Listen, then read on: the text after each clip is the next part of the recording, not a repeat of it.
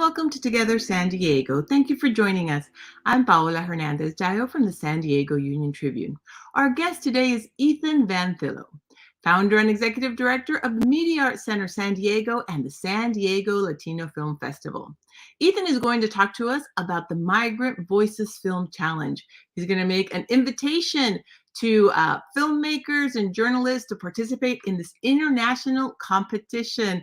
Welcome, Ethan. Thank you very much for being on the show with us today. Yeah, thanks for the invite, Paula. It's great to be here. Always nice to see you, Ethan. I see that you're in your new location. Downtown San Diego, corner of Park and Market. Yeah, check it out. We'll be opening a soft launch this weekend with the Sundance Film Festival. Very, very exciting. I know you have a lot of projects going on. Today, we're going to be talking to you about Migrant Voices Today Film Challenge. There is a call for entries. Tell us about the Migrant Voices Film Challenge and how filmmakers can participate. Yeah, this is something that started close to 5 years ago now, when we saw what was the dramatic scenes that was happening with all the caravans at our border, Mexican-U.S. border, and here in Tijuana.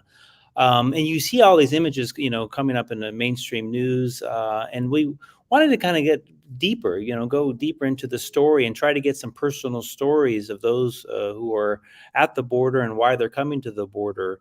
So this idea came to be speaking with the publisher of Union-Tribune, Jeff Light, and then trying to come up with some ideas of engaging journalists, media artists, filmmakers of the region, and getting more accurate stories and maybe a longer form stories too, because sometimes in news we see kind of quick little sound bites. And so we started this competition to get journalists, photographers, filmmakers to tell the story about the border. And now we're excited that it's continuing to this day. This will be the fourth annual, actually. And it's not only an opportunity to produce content, but then we show the movies at our annual film festival. So the top 10 finalists will be shown at the upcoming San Diego Latino Film Festival, which is March 10th or 20th. And this is we're looking for films that are, under 5 minutes length. They could be documentaries, could be experimental work. And this year, something different too, is we're looking for works from around the world. We're trying to expand the opportunities. So it's not just the U.S.-Mexican border, but looking at borders and immigration wherever it may be. So that's kind of exciting this year. So a call to all the filmmakers and artists out there to get your work in and participate in this wonderful competition. Definitely. What is the deadline for them to be able to submit a film? And also tell us a little bit more about how the films are going to be showcased at the Latino Film Festival and then the awards they receive. And there's also some cash prizes.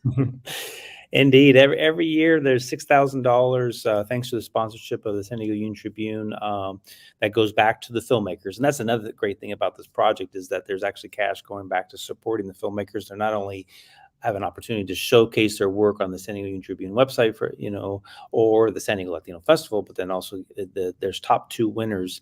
There's an emerging filmmaker artist award for $1,000 cash prize. So that's anyone under 25 years old. And then we have what we call a professional journalist, filmmaker, or media artist, 25 years old and up, which is a $5,000 cash prize. And so, again, this is wonderful money that can go back to supporting filmmakers and artists and journalists, especially during this time of the pandemic. It's so wonderful to have a program like this that goes back to actually giving cash and supporting their work, because there's a lot of great films being made, but rarely is there opportunities to kind of for cash prizes like that. So we're encouraging people to get their films in as soon as possible, but the deadline is coming up February 11th. Pretty soon, quick turnaround.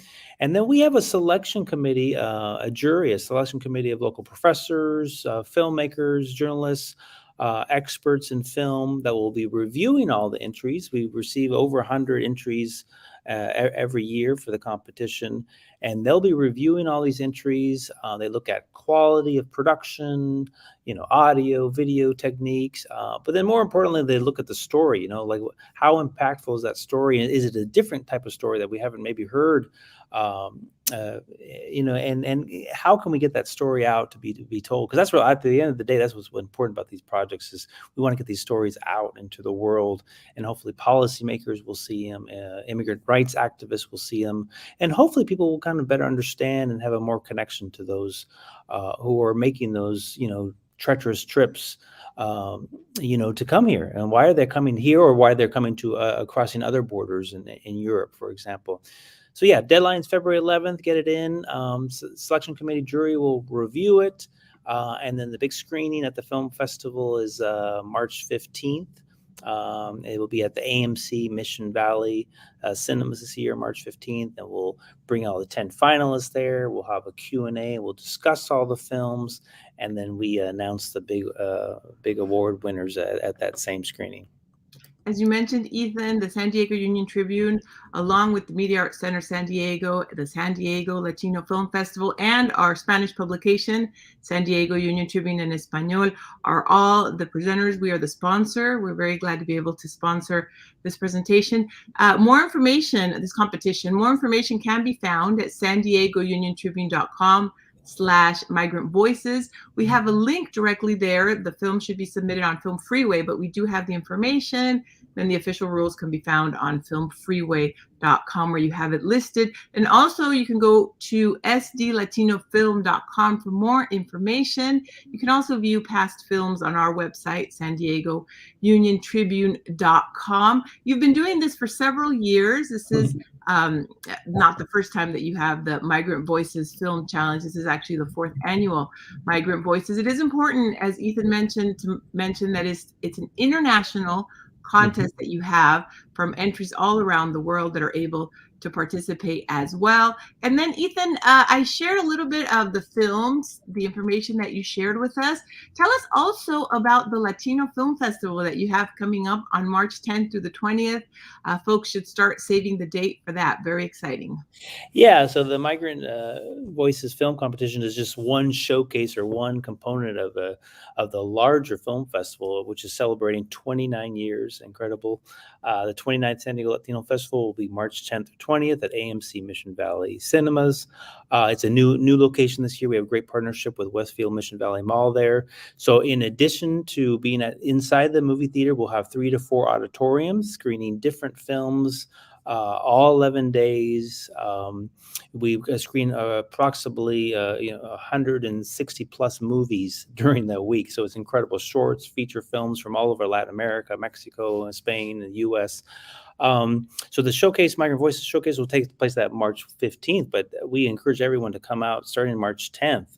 There will be screenings, receptions, after parties. The mall is being very supportive. We're going to activate the whole space in front of the theater. So there'll be Sonido Latino concerts. There'll be outdoor concerts. And we're going to have Arte Latino as well. And then usually we have after parties as well. And then a big Sabor Latino beer, food, and wine festival that will take place March 19th. And obviously the pandemic has been tough the past 2 years for film festivals. We've been mostly virtual. We did do some drive-in experiences last year. So we're super excited about getting back to be in person. It'll be in a safe environment. We'll encourage everyone to wear masks and be vaccinated, but we'll follow the guidelines of the CDC and what the local movie theaters are doing. But excited to be back in person and excited to bring back the 29th annual San Diego Latino Film Festival. And in addition to the festival, another project that you have right now going on, we can briefly touch upon the Sundance Film Festival at your new Digital Gym Cinema downtown, which is where you're located right now. Yeah, we're busy, as you can tell. This weekend, tomorrow, Friday, is the grand opening of our new Digital Gym Cinema. For many of you who know, we were for 10 years there on El Cajon Boulevard, and we were fortunate to have a great partnership with UCSD, and we're in their new facility on Park and Market. So you can arrive on the trolley, and it's a 4-story facility that's going to have concerts in the first floor, restaurant, and then our second floor is where our movie theater is. So we have our art house cinema, which is very unique here in San Diego. Great opportunity to see independent foreign films on the big screen, like they should be seen, that otherwise you wouldn't see here in the region. So opening up this weekend with the Sundance Film Festival. We were chosen from across the country to be one of the satellite venues for this year's Sundance Film Festival, opening up at 6 p.m. tomorrow with Eva Longoria. She directed her first documentary called La Guerra Civil about Oscar de la Hoya and Julio Cesar Chavez. And so that's just one of many great films to watch. There's 2 to 3 films every day. We'll have a collection of shorts as well. And then for those of you who are not too comfortable about being inside a movie theater yet, we also have outdoor activities taking place. So outside of our movie theaters, there's a big outdoor screen. We're going to show a collection of short films from Sundance on Saturday. And then on Sunday, a collection of short films by local Frontera filmmakers. There will be a DJ on Saturday. We'll have red carpet photo opportunities. And there's lots of swag opportunities too for Sundance. Anyone who wants to get their Sundance swag to come by too. So check out digitaljim.org for more information and to purchase tickets in advance. Thank you very much, Ethan, and congratulations on being selected as one of the satellite locations to screen the film for the Sundance Film Festival. That, again, is this weekend.